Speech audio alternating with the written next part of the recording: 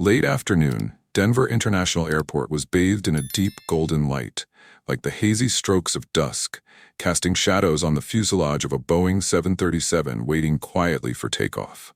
The light danced on the shiny metal, reflecting long streaks of the weak sun, the last rays of a day that was ending.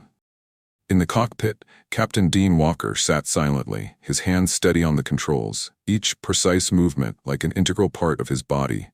His hair was gray, having spent 30 years at the wheel, but his eyes were still sharp, still sparkling with concentration to every detail. Every click, every hum of the equipment seemed like an integral part of his body, a habit, an instinct, until a strange tension began to creep into the air, not from the sky, but from behind the cockpit door. Behind that door, Ava Carter strode in like a female officer, like someone holding invisible power. She moved in space, with each step filled with confidence, her eyes sharp as if everything had to go her way. Following her was Eli Brooks, a new recruit, always trying to imitate, looking for a way to prove himself. He followed like a student, his eyes never leaving Ava, trying to remember every gesture, every word, hoping that one day he would be able to stand firm like her, not just as a pilot, but as a symbol of resilience, of respect. Their footsteps, one strong, one seeking affirmation, were like two parallel streams, intertwining in the narrow space of the plane. And then, as the cockpit door closed, only the low rumble of the engines remained in the background, a heavy atmosphere pervading. Everyone knew that this flight was not just a journey into space, but also a journey to confront their own limitations, the prejudices that were ingrained in every fiber of their being. The Boeing 737 stood silently in the late afternoon light, like a steel bird holding its breath before its journey. The late afternoon wind blew gently through the boarding hall, carrying the smell of metal and the lingering echoes of the apron. Outside, the sun was low, casting long shafts of sunlight down the steps, and that was when Mr. Thomas Reed appeared. No one turned to look at him as he walked up. The black man in his 70s walked slowly but surely, dragging a frayed brown canvas bag in his left hand and holding tightly to the hem of an old denim jacket with him, the same one that had seen him through countless windy and dusty seasons. A faded blue cap partially covered his salt and pepper hair, but it could not hide the calmness in his eyes. The gaze of someone who had been through life, who had been ignored, and who had learned to be silent to survive. He entered the first-class cabin without hesitation, put his bag in the overhead compartment, and sat down in seat 2A. No need for directions, no help. Just a man, long accustomed to taking care of things himself. At that moment, Ava Carter, the head flight attendant, glanced over. Her blue-gray eyes narrowed, her gaze scanning over every detail of him, stopping at his faded sneakers and the cracked armrest. She said nothing, but the corners of her lips twitched, a familiar reflex whenever something deviated from the logical order she had set in her head. Without looking at the ticket, without verifying, her mind had labeled him. Inappropriate, not belonging. In the opposite row, Eli Brooks, the flight attendant, also noticed. The young man had just started working, and he still carried the same excitement and confusion in every step. But instead of trusting his feelings, Eli walked over, tried to act professional, and bowed slightly. "Excuse me, sir, may I see your boarding pass?" Mr. Thomas nodded, slowly rummaging through the pocket of his coat. His hands shook slightly, not from fear, but from years. As he fumbled, a small metal object fell to the floor, a soft but sharp clatter like a memory colliding with reality. It was a silver badge, faded but still clearly engraved. Flight Engineer, Douglas Aircraft Co. Eli glanced at it, unconcerned. Perhaps in his mind it was just a meaningless souvenir that many older people kept as a way to cling to a forgotten past. Without bending down, he simply nudged it toward him with the tip of his shoe. His eyes averted, as if the action was not worth worrying about. Mr. Thomas picked it up, expressionless, but his hand paused for a second when his fingers touched the cold metal. He stroked the surface of the badge as if brushing away the dust from a buried youth. Then he quietly tucked it into his inside pocket, looked up, and smiled at Eli. The patient smile of someone who had grown accustomed to being forgotten. And then, he sat back in seat 2A, as if nothing had happened, as quietly as he had lived for the past several decades. Ava walked slowly to the front row, as if performing some unnamed ritual. Her high heels clicked lightly on the carpet. Each step measured, but with a hidden tension. She stopped in front of seat 2A, her head tilted slightly, her eyes scanning Mr. Thomas once more, as if this time she hoped her gaze would confirm what she had been certain of all along, that his presence here was a mistake. "Are you sure you haven't lost your cabin?" she asked. Her voice soft, but beneath the politeness there was a thin layer of contempt, like a razor blade. It wasn't what she said, but how she said it, and the moment she looked up, her cold pupils flashed with an unspoken question. "A man like you, dressed like that, of that age, of that skin color, could enter first class?" Mr. Thomas did not answer immediately. He merely turned his head slightly, as if he were replaying the question in his mind, to make sure he had not misunderstood. Then, he nodded slowly, his voice hoarse but still kind. "My ticket is seat 2A, ma'am. I checked carefully." But before he could finish, Eli, who was still standing nearby, interrupted, no longer as reserved as before. Perhaps because he felt backed by Ava's arrival, his voice became more direct and assertive, as if to demonstrate the necessary vigilance. "Sir, the economy class is in the back. Please return to your seat." A few nearby passengers began to look up. A man in row 3 frowned. A woman in seat 1C gently put down her magazine and glanced over. Far behind, a phone was pulled out, silently turning on the camera. The movements were subtle, but not invisible, like small gusts of wind signaling an approaching storm. Mr. Thomas looked up at the 2 flight attendants before him. His eyes were not angry nor confused. They were just cloudy, like a small stone stirring up a lake, quietly but unsettling a memory he had long tried to bury. And then, carefully, he took the ticket from his inside pocket, his hand shaking slightly, and handed it to Ava as a non-argument. Ava took it, her eyes scanning the printed words, "Seat 2A, first class." Her expression froze for a moment, just a second, long enough for her lashes to droop, as if she had just been forced to admit something she didn't want to. But then, with a practiced movement, Ava raised her head, forced a smile, and said something that made the air seem thick. "Maybe the system has some glitches." No apology, no acknowledgement, just 4 words: system malfunction. Cold, emotionless, and suggestive, as if the fault lay neither with her nor with Mr. Thomas, but with some invisible force. Safe enough to keep her from being held accountable, and inconspicuous enough to keep him from protesting. Mr. Thomas took the ticket back, nodding slightly. He said nothing more. But as the old hand put the ticket back in his pocket, the silver badge was partially revealed again. And this time, the woman in the front row saw it. Her eyes lingered for a few seconds, quiet, thoughtful. In first class, the atmosphere was strangely quiet, as if everyone had just witnessed something wrong. But no one was sure enough to speak up. Or perhaps just not brave enough. The space that seemed to be about to close in silence was suddenly stopped by a voice that rang out. Not loud, but clear, coherent, and enough to cut through the thick layer of suspicion hovering between the high-class leather seats. "I think he has the right to sit there."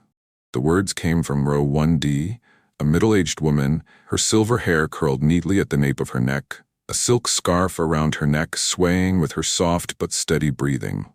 She didn't turn to look at Ava, nor did she raise her voice, but the calmness with which she spoke drew every eye in the compartment to her, and then, little by little, to Ava. Ava stood still for a second, then squeezed the walkie-talkie in her hand as if clinging to an invisible life preserver.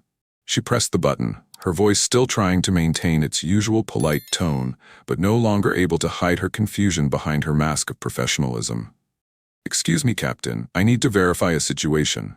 There is an invalid passenger sitting in the wrong first-class compartment." Each word fell like a pebble on a pond, soft but leaving ripples that traveled far and wide. A few passengers began to murmur, so softly it sounded like the air conditioning was blowing past their ears, but their eyes were no longer indifferent. A second phone was raised, then another. Every movement was now being recorded, though no one said it aloud. The cockpit doors swung open.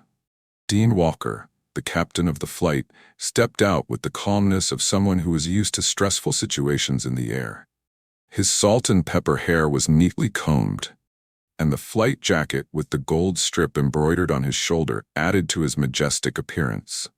The atmosphere seemed to slow down a beat when he stopped in front of seat 2A. The sharp eyes of the person who had controlled hundreds of international flights circling between the three people facing him. Ava, holding the walkie-talkie in her hand as if trying to hide her confusion. Mr. Thomas, still sitting still, his hands resting lightly on his knees, and the silver-haired woman, still calm, her gaze determined. "What's going on here?" Dean asked, his voice low but clear, allowing no evasion. Ava stepped forward and pointed at Mr. Thomas. "This passenger does not have a valid ticket, Captain. Eli and I have both checked. There may be a problem with the system." Dean didn't speak right away. He just tilted his head toward Mr. Thomas, gently extending his hand, in an invitation, not a command, not a compulsion. Mr. Thomas pulled out his ticket, this time without searching too long in his pocket. He handed it straight to the captain, without a word, without a reproachful look. Dean took it, his eyes scanning the bold print. 2A, first class. Without blinking, he read it again, as if to make sure his experienced eyes weren't betraying him. But what really stopped him was not the ticket. It was the small object lying on Mr. Thomas's lap, a sliver of silver peeking through the old fabric. A badge, faded, but the engraving still as clear as ever. Douglas Aircraft Co., flight engineer. Dean stood still for what seemed like an eternity. He didn't speak. He just looked at Mr. Thomas, and there was recognition in that look.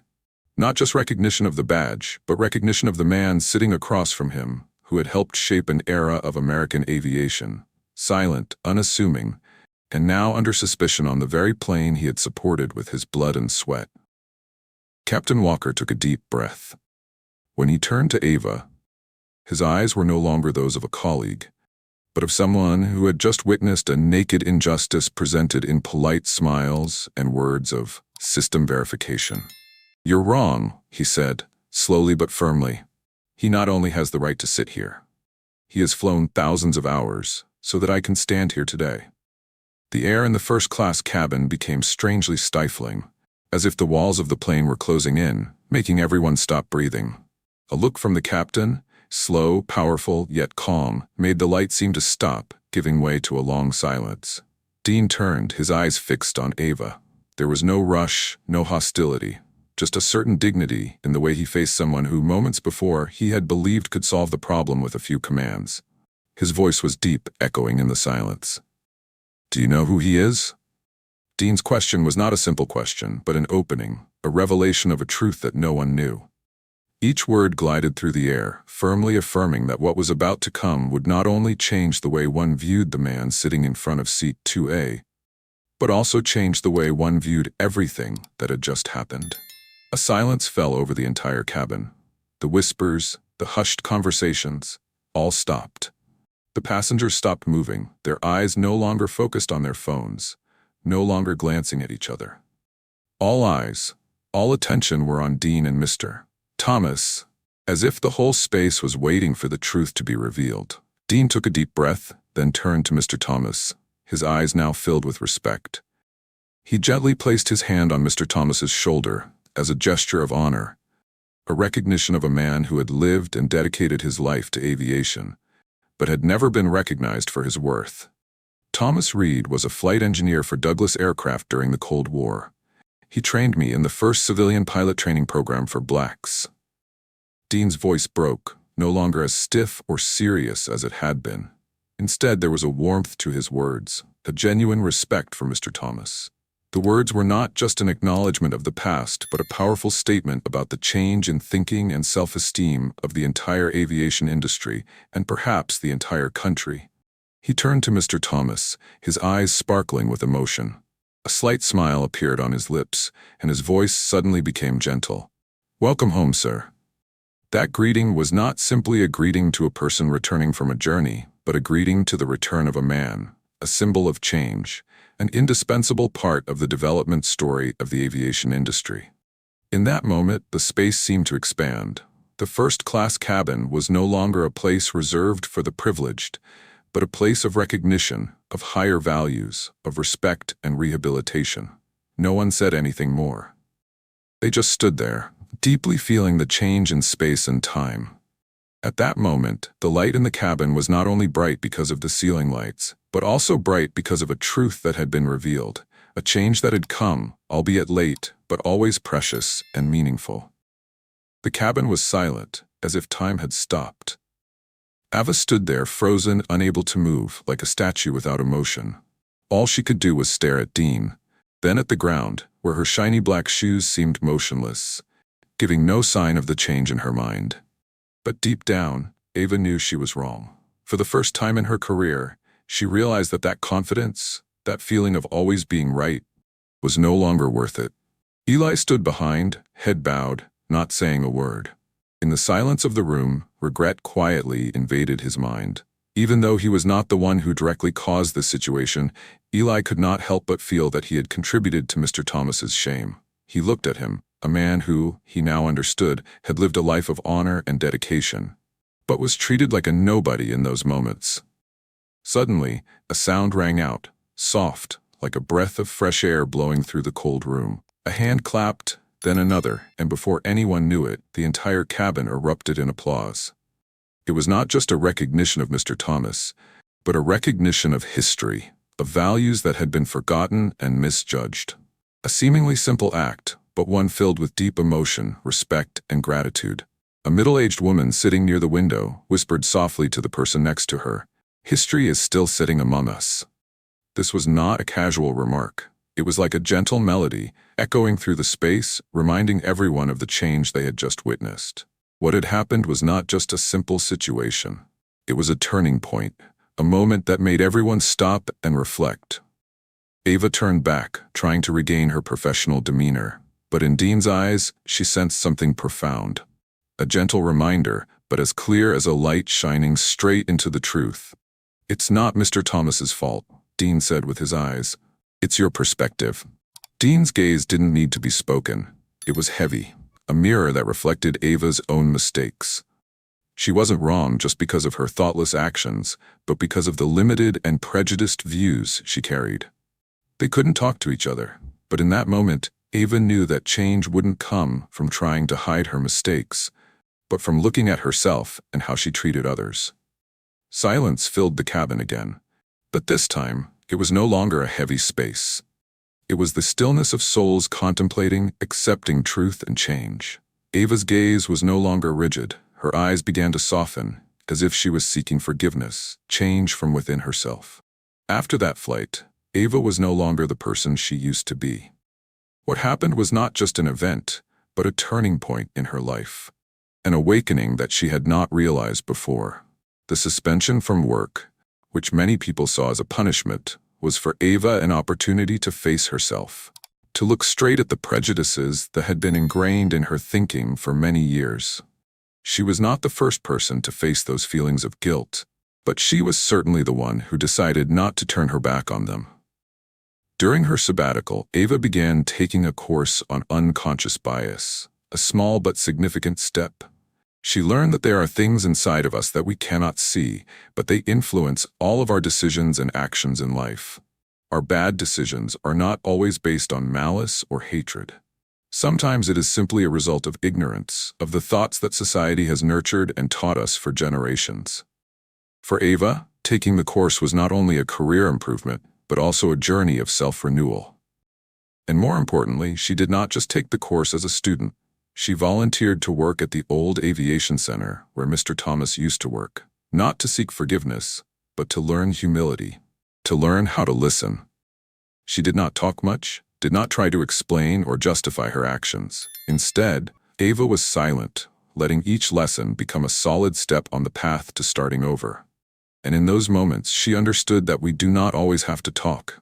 Sometimes silence is the strongest answer to inner changes. 6 months later, Ava was back in the cabin, this time on a similar flight. She no longer felt the tension or the disapproving looks, but instead a genuine respect, not only for her job, but also for her colleagues, the passengers she once considered passers-by. She stood with Dean, but now there was no longer a cold distance, but empathy and mutual understanding. Dean, needless to say, was still Ava's guide, still the one who lit the way, but there was no distance between them. They were friends, People who had overcome the same challenge, who, despite their differences in skin color, shared a common mission: to help others see their own worth. For a moment, Ava knelt before a little black girl looking up at Dean's flight suit. She didn't have to say much, but her bow was full of respect and gratitude. "You can fly this plane someday too," she said, not just to the girl, but to all the children on the flight who would grow up and look at the world not with hope, but with faith that anything was possible. The girl's mother stood nearby, eyes filled with pride, quickly taking a photo. She wrote on her post, "Representation matters." The photo went viral as a response to the past, as a symbol of change not only in the aviation industry, but in society at large. Those photos are not just moments in time, but proof that change is possible. Those small steps may not be big, but they are enough to touch people's hearts. Meanwhile, Dean spoke at an aviation conference, holding up the old ticket he still kept as a souvenir, next to the silver badge that Mr. Thomas had given him as a symbol. Dean was not just a pilot. He was a man who never turned his back on the truth, a man who brought profound lessons to every flight. And today he held up that badge not only as a milestone in his career, but also as a mark of a change in the way he viewed human values. As the plane soared through the clouds, Dean didn't look back. He didn't see himself as a hero, just a pilot. But perhaps deep down, he knew that the real hero of this story was never turning back, never giving up on seeing what was worthy of respect. Dean never saw himself as a hero, just a pilot who refused to look away. As the jet sliced through the clouds once more, he held the course steady, toward a sky that belonged to everyone.